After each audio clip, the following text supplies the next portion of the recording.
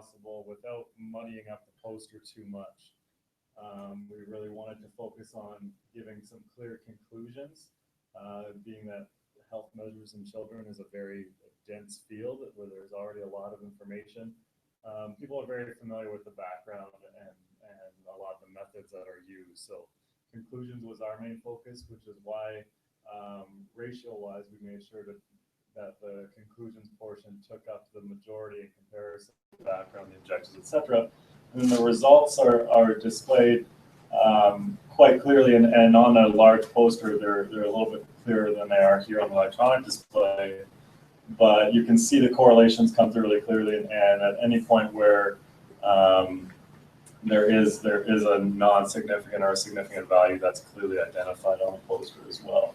And then just really clean lines where like all the titles line up, all the charts line up, they match perfectly as you can do in PowerPoint. Fairly simple. My poster is the big one with lots of wing on it over there. So completely out of what I normally do here. But I also run adapted sport groups for children with a colleague of mine here. So this was something that looked at how the college would have to change in order to have children with special needs attend post-secondary education. So what we did is we created a Blackboard site that would basically be able to have their information and follow them through their career. Something like that exists in elementary through high school, but it doesn't exist in post-secondary. So this was something that was a suggestion of a colleague of mine. So the big piece of the poster was to actually show what that did, because obviously I wasn't going to be doing the presentation with a computer next to me that anyone would see. So we took screenshots of the site and then put them in the middle and simply described it around.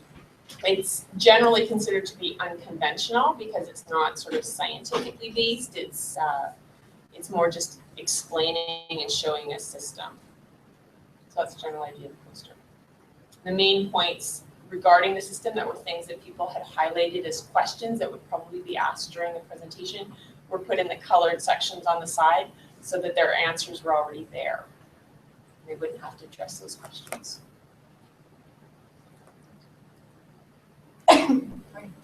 So my poster is actually just right at the front here. And what I did was, as part of my continuous appointment term to become a tenured faculty member here, I was involved in the Excellence in Teaching and Learning initiative put forth by the CTL. It's also called the EdL program. There's a series of modules and it really culminates with the capstone project. And I did a capstone project where I actually changed the way I was teaching within my classroom a little bit. And then I did a survey in my course to see how my students felt about the change. And then I made the poster on that. So mine's a little bit scientific in the fact that I've got some more anecdotal, I guess, based data as opposed to actual scientific data. But I really laid it out with my rationale at the beginning, what change I made to my classroom, what the differences were. All the little pie charts show survey results, and then basically a big questionnaire or a summary of the questionnaire that's from all the little pie charts so people can get a sense of what people liked, what people didn't like about my classroom change initiative. Thank you. And then I'll just speak really quickly to the one, the tall portrait one on the side there. That was a poster done by Kristen Gilbranson, and she's a nursing faculty member in the BSCN program. And she looked at blended learning in a nursing research course. So she took the nursing research course and she blended it as a replacement blend, taking out some of the face-to-face and replacing it with online. What she did with her poster is she created it as an infographic using PictoChart, which meant that she then had to pull it out of PictoChart and cut it up to turn it into a poster, because otherwise it would have printed as 2 feet wide by like 10 feet long. So hers had some different technological challenges, but she really wanted to do a very graphic display of what her students thought of the blended research course that she redeveloped. So that's how she did hers.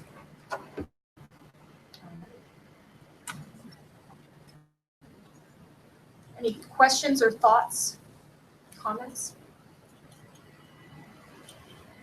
Hi, Brenda. I have a couple of questions. I did a poster probably 16 years ago, and it was a little bit an arduous process at that time, just because of the capabilities of the programs that I was using. So are all of these done in Publisher, or what are they done in? There's a mix. Mine's done in PowerPoint. PowerPoint? Mine was in PowerPoint as well. Okay. This was in PowerPoint. Oh, I thought it was Publisher. Okay. PowerPoint, yeah. Did it? Either anybody use anything else? So PowerPoint. Kristen's was in Pictochart. I have one. We didn't have another board for it. I did it in Publisher. If it doesn't, it looks pretty much like the rest. It's just a difference, you know.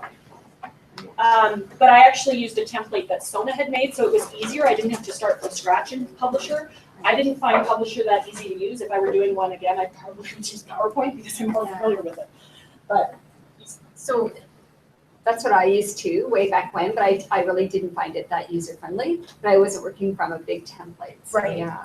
And really, it's what you're comfortable with, but the Document Center does recommend not using Word. So PowerPoint is fine, Publisher is fine.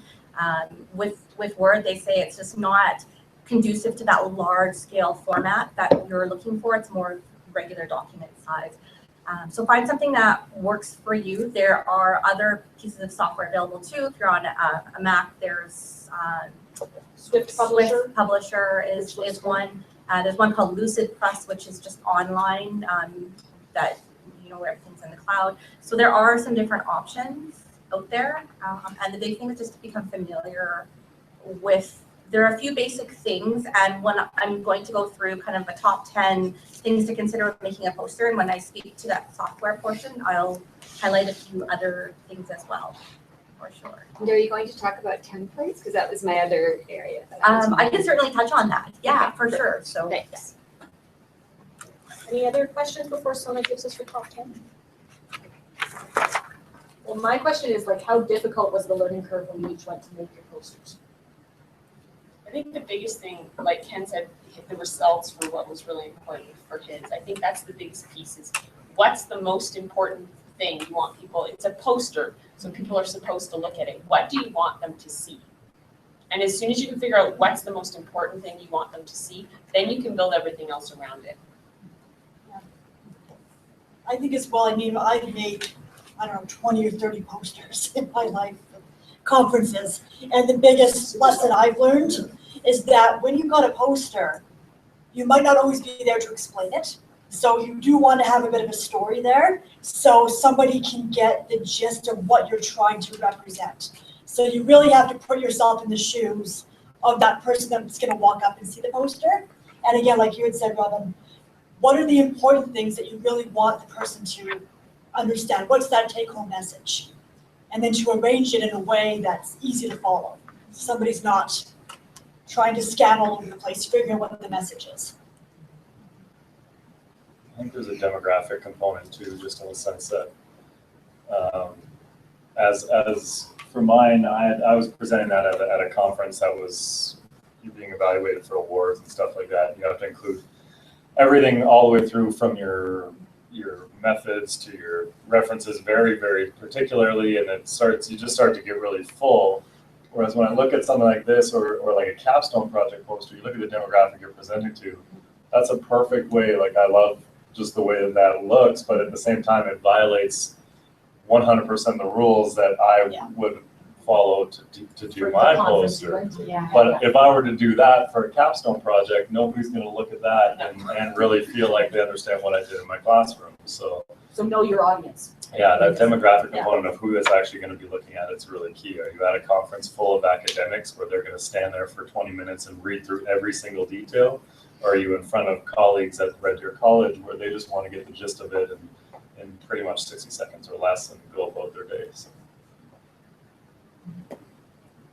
And so we created these posters, not necessarily with any specific audience in mind yet, and we just wanted to, Marissa wanted the experience of putting together a poster but because this was part of a community-based project, we, at some point they'll go back to the community organization and they'll be used there, so a completely different audience, like not an academic, not a what audiences that we're familiar with. So making sure that the information there not only captures the comprehensiveness of the project, but the voice of the information that participants in that particular project in a respectful way, but also in sort of eye-catching way, so to get people's so. And I guess for me, one of the things would be to know the disciplinary conventions of your area. Posters started with sciences and social sciences, so they have this, many of them have a very traditional, there's 3 sections, there's the abstract, the methodology, like very much is what many of what you're seeing here. Posters have moved into other disciplines. So for instance, in humanities, you might see a poster that's a graphic novel. So it's cartoons with speech bubbles. That will work in humanities. If you try and present that at a science conference, they will not be impressed. So they will think you're weird. So there's more resources coming out for posters for disciplines other than sciences and social sciences, but you need to know where you're presenting and what they're looking for. All right, let's turn it over to Sona and her top 10, her top 10 countdown.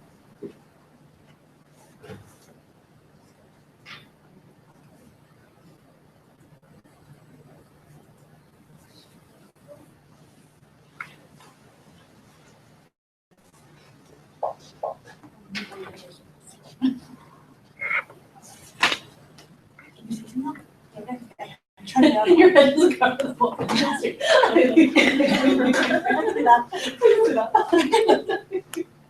I can move over here if you want. Mouse doesn't work, so I just.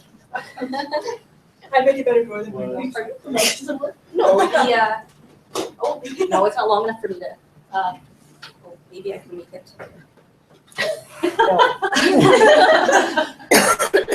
Trapped.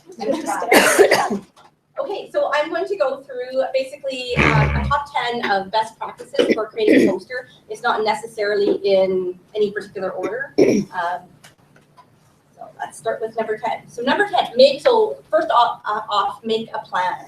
So we talked a little bit about knowing the requirements for where you will be presenting your poster. They might say you need X number of words, you might need to include certain aspects, such as yourself can. Format, size, all of those types of details as well. They might have this particular word count. In some cases, one instructor we're working with, 800 words was the max word count for her poster. As well, check timelines, and you want to work backwards. And so if you're getting something printed, for example, at the document center, they have a minimum 1-week turnaround time, and they cannot do rush orders because it's printed on their big poster, on big rolls of paper, and they can't just jump you into the queue like with other documents. So make sure, working backwards from when you need to fly or leave from your conference, you allow that time for printing and then allow time for development, but also proofreading and having someone else take a look at your work as well. Because that's really helpful to have an audience. And you spoke about that poster needs to kind of speak for itself. Having somebody who hasn't seen it can help you achieve that goal, because once you work on it a lot, it all starts looking the same, right? Tamil, did you have a question? Yeah, well, and this might come up later in your template pieces, but just having not made one of these posters myself before, like are there recommendations for the size of the font you should be using? Because I'm assuming you don't want to keep printing out your final version like you would a rough draft of something else, because that could get pretty pricey. For sure, there are recommendations, and I will speak to the size of text because that is an important consideration for sure. And so think about your poster like being a visual or illustrated abstract. So when you think of an abstract is pretty concise, but it covers all the key points of, let's say, an article that you might be reading. So you might have, your purpose, methodology, results, everything kind of nicely encapsulated. So what you're doing is you're taking that information and visualizing it, and then adding visuals where appropriate to help illustrate that story, and using a design that would create that flow, basically. Also, something else I want to say about that. Headings, sections, anything you can do to kind of help visually break out can help your reader make sense of that data as well. So that's something that I would recommend if you are creating a poster for, like, say you haven't written a paper but you've done some research, just try writing an abstract first. and then move into the design process. So when you move into that design process, storyboard. So you can do this on paper, you can just sketch out kind of how you want your poster to look. There are apps you can use that will help you, move shapes around, that type of thing. But it really helps them to start you thinking about how you might want to lay it out. Because while I see most of the posters in here are landscape, we do have one portrait poster, and maybe that works better for the type of information that you need to present, because maybe the flow will go better going vertically than going horizontally. So something to consider as well. Some posters are square, that's another size consideration. When thinking about the size, however, do keep in mind if you're printing at the document center, they do have a 42-inch max going one way because that's the limitation of their roll. The other way, you can be as big banner if you want, but you have to pay lots of money. And roughly for a 4x3 poster, it's about $60 at the doc center, roughly, just depending on, there are some options you can select. And 4x3 is pretty standard, but if you are planning a poster for a specific conference, they will often have those requirements for you. So you don't want to show up at a conference where the posters are supposed to be 36 inches by 24 inches with a poster that's 48 by 36.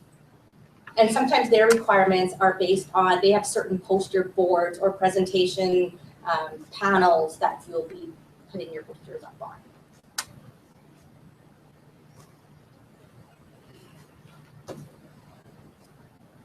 Edit, edit, edit. So you're not trying to put your whole life story on your poster. Depending on where you're presenting. So of course, think about your audience, but depending on where you're presenting, a lot of times, in a lot of the poster sessions I've been to, it's kind of like a wine and cheese, mix and mingle. People are walking around and they're maybe not going to spend 10, 15 minutes wanting to read everything on your poster. So less is more. In addition, you can, one of the things that they suggest is walking about 5 feet away from your poster and taking a look and seeing if you can read the text. So this is where that text size comes into play. So they recommend approximately 80 to 100 size font for a title. It kind of depends slightly depending on the font you use, because some fonts will render differently than others. That's just a general guideline. For the body of your text, about 30 point minimum is suggested. So I don't know, I would imagine most of these, like I can read them from far away, so they must be. I find 30 small, but I think my eyes are getting old. So I tend to go for more like 32, 34. Right. But yeah, and you might, I mean, that's the minimum that is recommended. Headings, you might want to make a little bit bigger, or you might want to bold them or highlight them in another way, just again to show the breakout of your paper.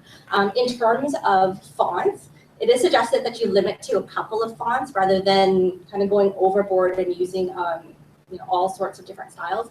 And it also is nice to find those fonts that complement each other and that are not too similar. So if the font I use up here is very similar to the font I'm using down here, it's going to, you might think, well, it looks the same, but not, and something's quite off.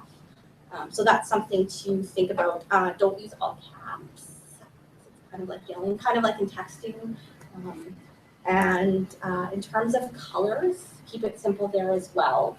It's recommended to constrain to a color palette of a couple of colors, maybe 2 or 3 that go together. We will have a link to a handout where we have a link to a couple of different websites that help you choose color palettes. It takes into consideration complementary colors, adjacent colors, like those types of things, so that you know that you have a harmonious use of color, basically. And less is more or less. So what happens to all that extra stuff that you want to tell people about? Consider a takeaway. So you can have a handout maybe at your poster. If you don't know how many people are going to come, maybe just have a link or a QR code or something that people can interact with and have that information right away when they leave. So the other part too is that typically for a poster session, you will be there with your poster. Not always, but you may also have additional things to have a conversation about with the people looking at your poster. Right. Create a compelling title. So your title is your opportunity to catch people's eyes. Also, if you are submitting a paper for a conference, your title and your name and your institution affiliation might be one of the only things listed somewhere. Maybe there'll be a bit of an abstract, maybe not. So you want to be able to entice people with what your title is, but you also want it to be descriptive enough that it does help tell a story about what your poster is, like what will your reader expect. So big and short is what's suggested. Make your title big and don't have lines and lines. So try to limit your title to a line if you can, or 2 lines max, because it does take up real estate on your poster. And typically, and you'll know kind of going around with some of the posters, you'll find names of the poster creator as well as their affiliation. Usually that's a requirement somewhere, so it doesn't necessarily have to be at the top. That's more of a traditional placement of that information.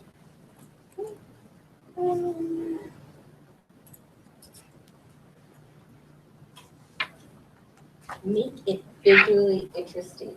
So all of the posters that I've seen had graphs or graphics, charts, pictures, colors.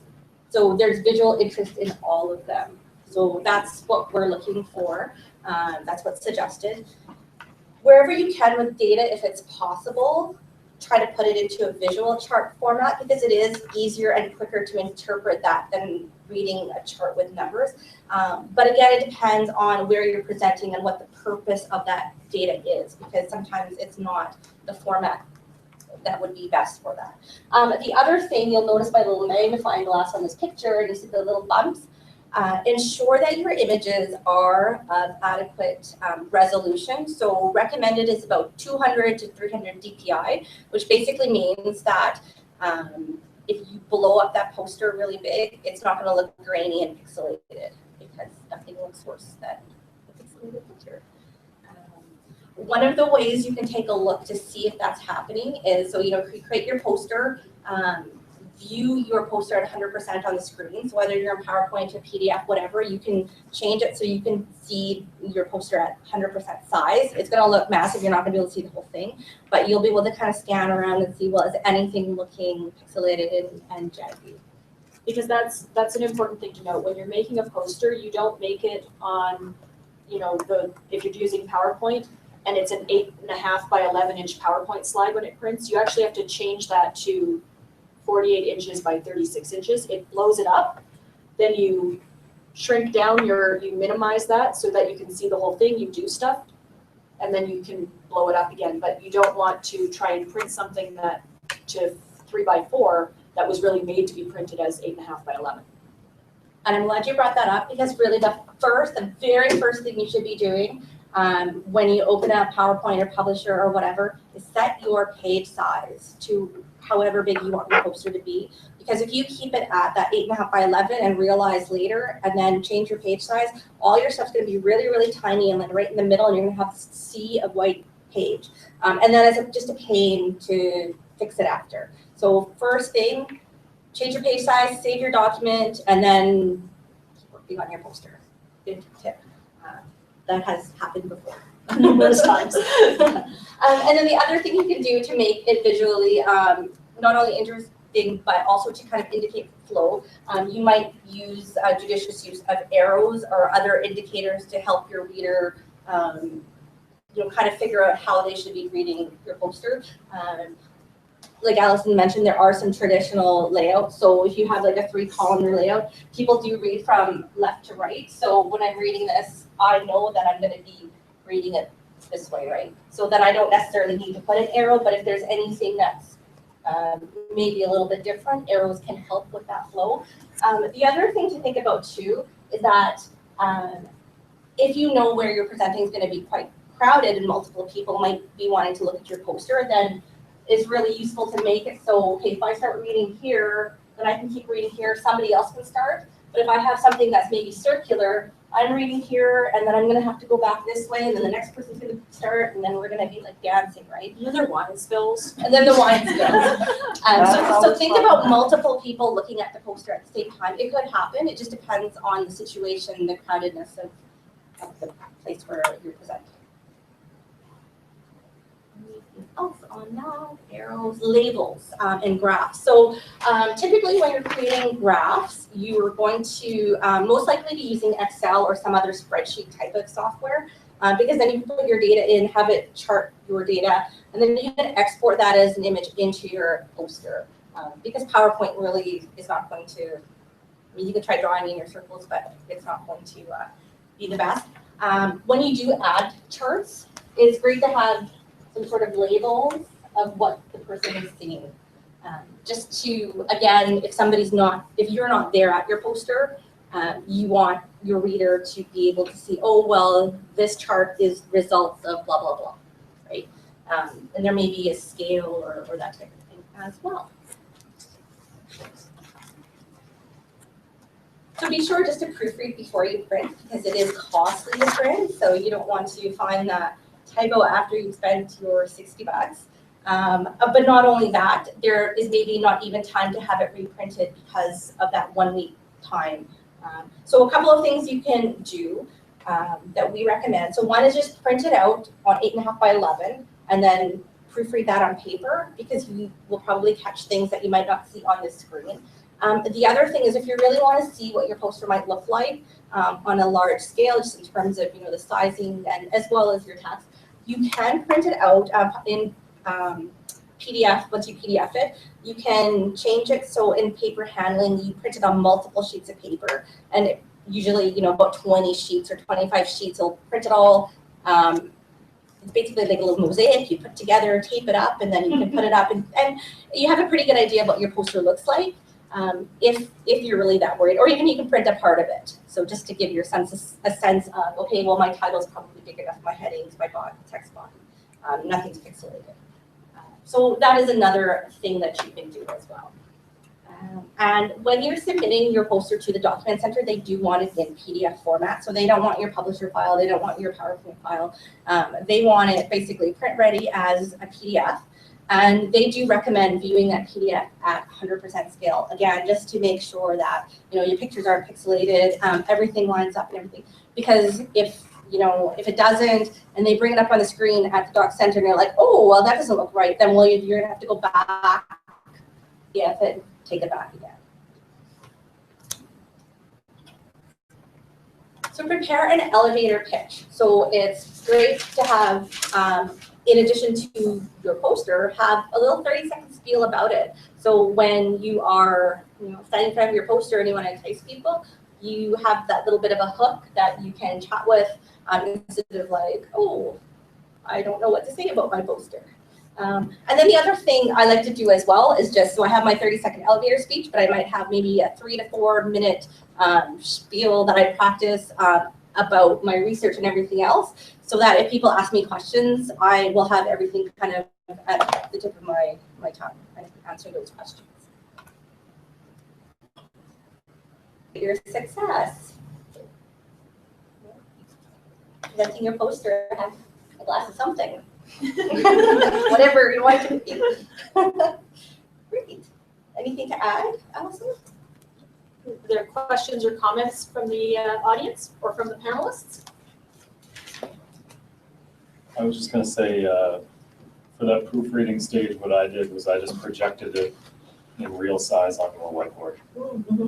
And you can just measure it out. It gets it almost to the exact size that it'll be on the printout, and then you can edit and that sort of thing. You can have people come in and just edit using their whiteboard markers and make their changes. You can, if you have multiple people edit it, you can have one person come in, edit it, take a picture, then erase their edits, and then have somebody else do it and compare them side by side. It's pretty easy, and it saves you some of the printout issues. That's a great idea. And I think the value of having other people Mhm. look at it because I will miss my own typos, but I will catch everybody else's. I'm pretty So- sure mine still has the word ass in it, actually. Oh, Instead of ass, I'm pretty sure Oh. the one that's up here and the one I presented still has ass in it, because it's one of those things where the same people looked at it the whole time, and it was like proofread 4 times, but then we got to the conference and it wasn't until we put it up at the conference, like, it says ass, right? You see it right away, and That's all right, when it's too late, right? yeah, Big white note pen. yeah. But even sending it to somebody who is completely unfamiliar with the work, like I send stuff to an English teacher. She has no idea what it's about, but she's gonna catch the grammar errors and she's gonna catch the spelling errors. And I realized I never addressed templates. So there actually are templates out there. If you Google post poster sessions, a lot of institutions have put out templates. I guess we could create. And actually, this was suggested by the document center. Do we notice? Oh, the document center. When I'm chatting with him this week about posters, because I wanted to make sure that I'm giving you guys the correct information. Suggested, if you create in PowerPoint and Publisher, like a template of a general size. I mean, it can be tweaked after. At least to start off with, everything is kind of, if your PDF it would be suitable for printing. I think that's useful because, like, I imagine the more you do with them, like, and you go crazy. But I feel like if you're just starting out, it's like sometimes you just want like, this is a template that is going to be like, it's going to look inoffensive. Yeah, it's not going to be too crazy. But you don't want to feel restricted though by the template, right? So, and certainly we can make some available. But yeah, I feel posters are very creative and they're very individual. So, I mean, yes, you will see a lot of traditional 3-column posters, but there are a lot that are online that I've seen that are very different and interesting. And one of the links we've given you is to Vanderbilt University, and they have a section on posters for the humanities where they have very different poster styles, which, you guys, if you're coming from a traditional science background, might look at them and go, whoa, that is wrong. But for people who aren't used to the traditional science method, it's very appealing to them. So the idea of a graphic novel or speech bubbles that do textual analysis, things like that. So there's more and more options as posters are spreading to different disciplines as a visual way of representing research.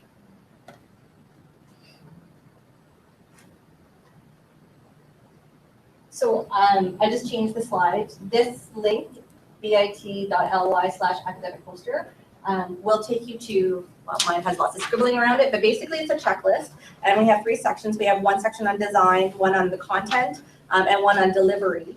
And then as well, there is, maybe Alice will break it up. There are also some links to some general resources and some discipline-specific resources as well. So that would be something that might be useful. Sorry, I should have made it a link.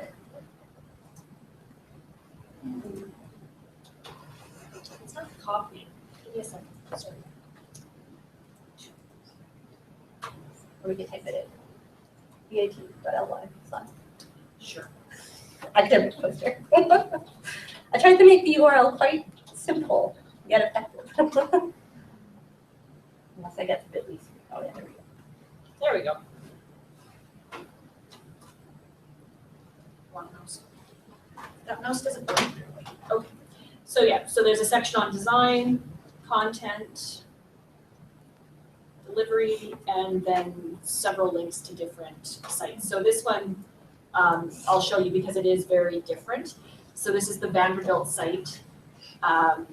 And so she has examples of the very traditional science type posters. But then she has these other examples, which I'll just, instead of clicking on, I'll just make them bigger. Close reading of a text, where you have the text in the center and speech bubbles around it doing the analysis. Or respond to a previous thought. So there's a misconception in the discipline and you're responding to it. Inductive analysis or argument, filling the gaps, she calls this one. Intersections, and then this one, which I will click on because I love one.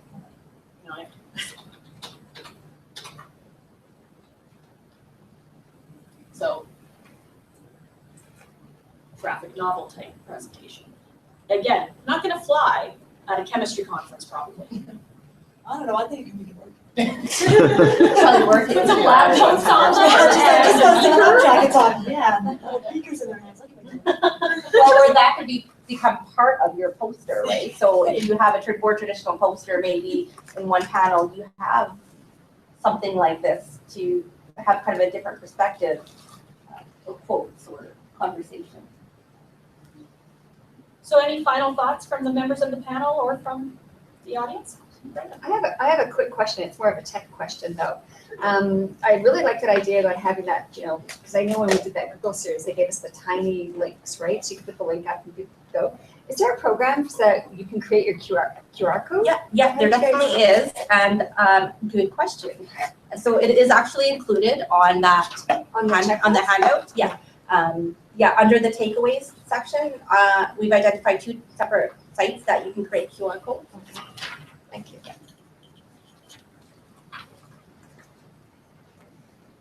Any other questions or thoughts? Where are you guys taking posters? UFC? What discipline? I'm in psych and I'm also doing a sociology project. So independent studies that we presented on. Psych and soci as well. Okay. When is that coming up for? We don't know yet. Usually sometime April, May. Okay. They haven't given us the date yet, or if it is there, I can't find it.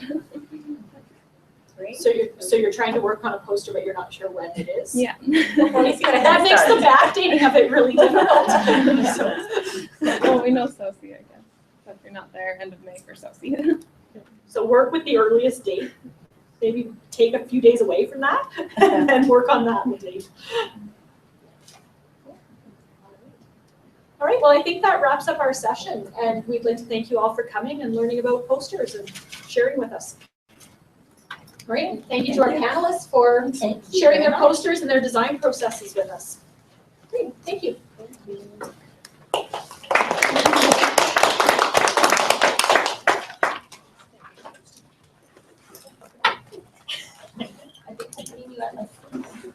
You're the camera operator. You're the camera operator. You need to go last.